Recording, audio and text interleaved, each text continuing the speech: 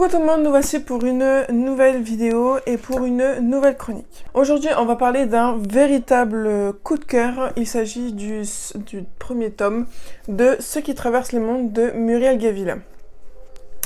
Donc pour la petite histoire, on va suivre Sophia qui a 13 ans et qui fait partie du monde des Célides. Le monde des Célides, c'est un monde parallèle au monde des humains, et en fait, un peu à la manière du film Vice Versa, elles vont être divisées en 7 émotions, il me semble, ou 6 émotions. Donc la joie, la peur, la tristesse, le courage, la colère, etc. Et en fait, une fois qu'elles auront suivi un apprentissage, elles vont se rendre dans le monde des humains pour aider les enfants en fait à s'en sortir et à devenir meilleurs.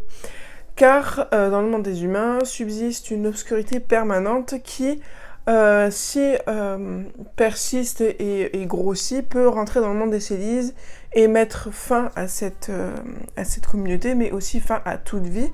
Car si les Célides n'existent plus, les humains en fait ne seront que noirceur et rien d'autre. Et donc du coup, voilà, ce sont deux mondes qui se complètent. Voilà, si le monde des humains va bien, alors le monde des Célides va bien, et inversement.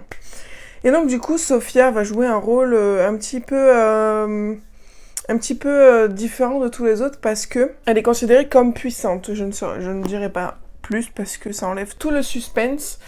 Et elle va jouer un rôle très très important, ainsi qu'un autre personnage.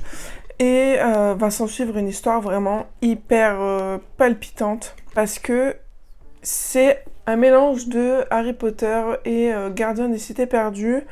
Harry Potter dans le sens où il y a vraiment une richesse au niveau du monde magique, des Célides. Il y a vraiment 7 univers distincts qui sont créés dans le même monde des Célides. Il y a vraiment 7 aussi communautés qui sont créées et qui ont leur propre faculté, tout comme les maisons d'Harry Potter de Poudlard, et très proche de Shannon Messenger et les Gardiens de la Cité Perdue parce que elle va du coup rentrer dans l'Arche Bleue, qui est le lieu où elle va tout apprendre à la manière aussi du... je sais plus comment s'appelle l'école dans Les Gardiens des Cités Perdues, mais ceux qui l'ont lu, vous saurez de quoi je parle. Voilà, c'est une école où voilà, elle va se retrouver avec d'autres personnes, et malgré sa différence, elle va devoir se battre, et se battre des deux manières, littérale et je sais plus comment on dit. Et imagée. Enfin bon, du coup, voilà. Avant de commencer à le lire, j'avais 2 appréhensions. De une, il faisait 400 pages. Et voilà, et en étant enceinte, je me voyais ne jamais arriver à le lire parce que c'est très dur.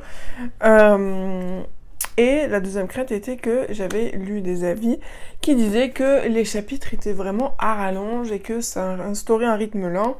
Et c'est des choses que j'ai vraiment en horreur, ce genre de choses, parce que des fois, des chapitres longs où il ne se passe pas vraiment, ça cache le potentiel du bouquin. Et là, j'ai pas du tout senti ça, quoi. Vraiment, je vais à l'encontre de cet avis-là, car c'est totalement faux. Certes, les chapitres sont longs, mais ça s'arrête juste au nombre de pages. C'est juste qu'ils font, voilà, certains chapitres font 23 pages, mais... voilà, là, admettons, ça va de 273 à 300, donc ça fait du 17 pages.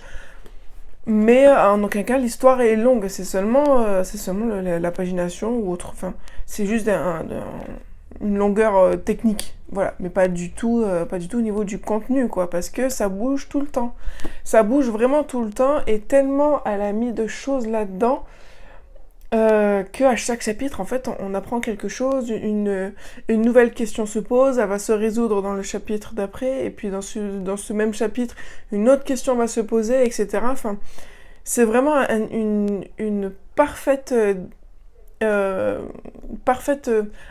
découpage, en fait, de ces chapitres, parce que ça a vraiment été un bonbon, ce bouquin. Et franchement, pour moi, c'est un 20 sur 20. Et voilà, il y a un tome 2 qui est censé sortir cette année.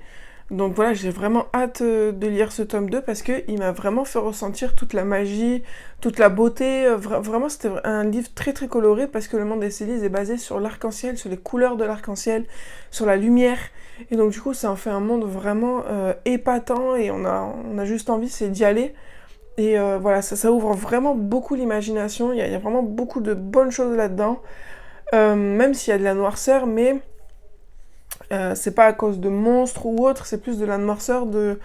admettons, voilà, la Sophia, elle est puissante parce qu'elle a une grande colère en elle, mais la noirceur de Sophia, c'est justement ça, c'est juste qu'elle a été vraiment malmenée durant son enfance du fait qu'elle n'est pas comme les autres, et du coup elle est très en colère, du coup elle va faire des mauvais choix, tout ça, mais c'est une noirceur qu'on a l'habitude de voir et qui est normale. Et voilà, je pense que c'est un livre très réaliste et qui correspond parfaitement aux enfants à partir de 13 ans, du coup, parce qu'ils pourraient vraiment se reconnaître là-dedans, non seulement de par le personnage de Sophia, mais aussi par le personnage de Chloé. Chloé va être en fait une enfant humaine que Sophia va aider, parce qu'elle se fait harceler à l'école par une bande de jeunes filles, et en fait elle se laisse faire parce qu'elle sait, elle sait pas quoi faire, de deux, elle ne trouve aucun soutien, et en fait du coup ça va être Sophia qui va l'aider à se défendre en lui insufflant quelques doses de colère pour la réactiver un peu, pour lui redonner du courage, et voilà, de s'assumer, quoi.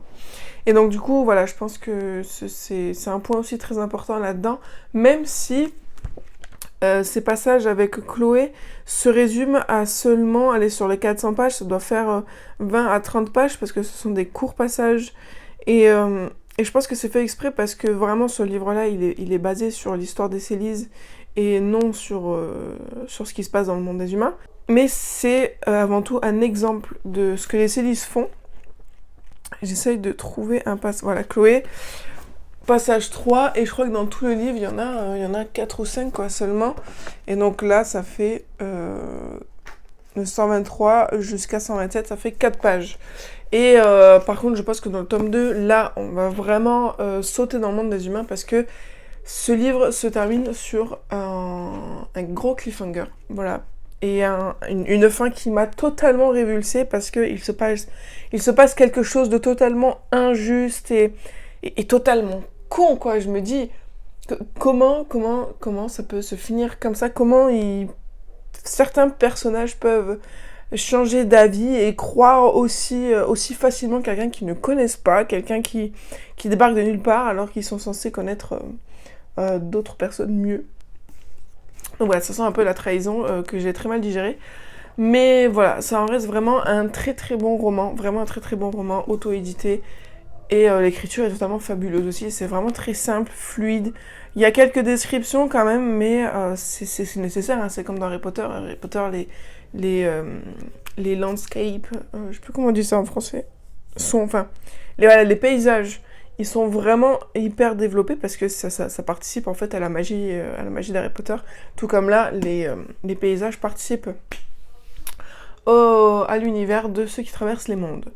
Donc voilà, vous l'aurez compris, c'est pour moi un énorme coup de cœur. Jeunesse, voilà, j'en garde un immense bon souvenir, et celui-là je le garde très très précieusement pour le futur bébé qui sera là dans 6 ans, mais je pense qu'il ne le lira pas dès qu'il sera né, hein. Voilà, j'ai acheté de quoi lire pour cet âge-là. Mais en tout cas, voilà, je vous fais plein de gros bisous et je vous dis à très bientôt sur la chaîne pour de nouvelles vidéos.